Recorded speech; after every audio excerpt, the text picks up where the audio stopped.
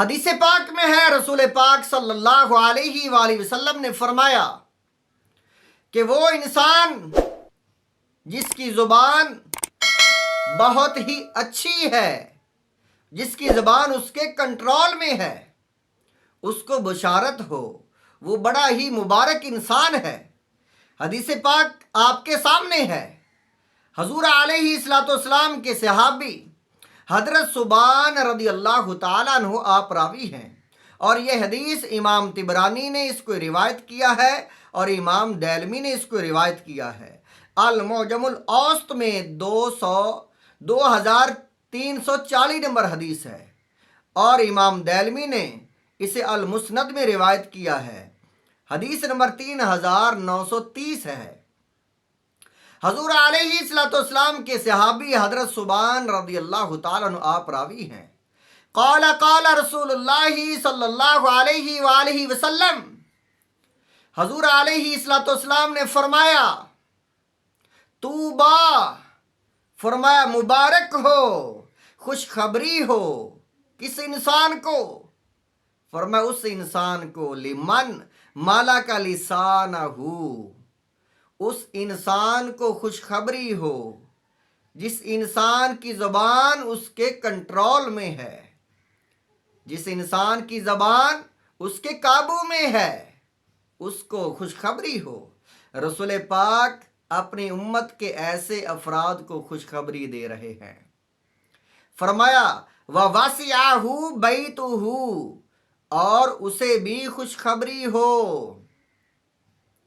جو انسان گھر میں خوش ہو کر رہتا ہے، جو انسان گھر اس کا جو ہے اس کے لیے وسیع ہے۔ کچھ ایسے انسان بھی ہوتے ہیں جو گھر میں رہ کر تنگ ہو جاتے ہیں، وہ باہر بازاروں میں خوش ہو کر گھومتے ہیں، آوارہ گردی کرتے ہیں، بازار میں بیٹھے رہتے ہیں فضول، گھر میں رہنا انہیں دشوار لگتا ہے۔ لیکن کچھ انسان ایسے ہوتے ہیں جو گھر میں ہی زیادہ وقت گزارتے ہیں، باہر انہیں نکلنا کام کے وقت ہی بس وہ نکلتے ہیں، جب کام مکمل ہو گیا فوراً گھر میں، وہ گھر میں رہ کر خوش ہیں۔ ایسے انسانوں کو اللہ کے رسول مبارک دے رہے ہیں۔ کیوں دے رہے ہیں؟ کیونکہ جو گھر میں رہنا جن کے لیے دشوار ہے، وہ آوارہ گردی، فضول جو ہے گھومنا پھرنا، وہ ایسے آخر ایسے گناہوں میں پھنس جاتے ہیں کہ آوارہ گردی کرتے کرتے زناکاری کی دلدل میں، چوری ڈکیٹی کی دلدل میں، یا وہ نشے کی لت میں، یا جو لڑائی جھگڑے میں پھنس جاتے ہیں۔ وہی انسان ایسے فتنوں سے محفوظ رہتے ہیں جو گھر میں خوش ہو کر رہتے ہیں، اپنا کام کیا اور گھر میں وقت گزارا۔ رسول پاک صلی اللہ علیہ وآلہ وسلم نے کیا کتنا ہی خوب ارشاد فرمایا، فرمایا طوبیٰ لمن ملک لسانہ، مبارک ہو، خوشخبری ہو ایسے انسانوں کو جن کی زبان کنٹرول میں ہے، جو اپنی زبان پر قابو پائے ہوئے ہیں۔ وَوَسِعَهُ بَيْتُهُ، اور ایسے انسانوں کو بھی بشارت اور مبارک ہو جو گھر میں خوش ہو کر رہتے ہیں، جو آوارہ گردی نہیں کرتے، جو فضول گھومتے پھرتے نہیں۔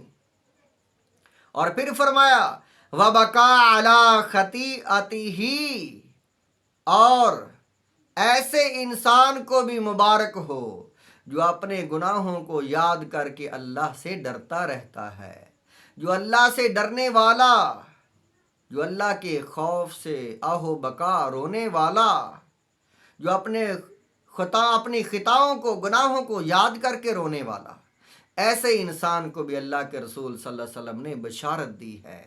اللہ تعالی ہم سب کو ایسا انسان بنائے۔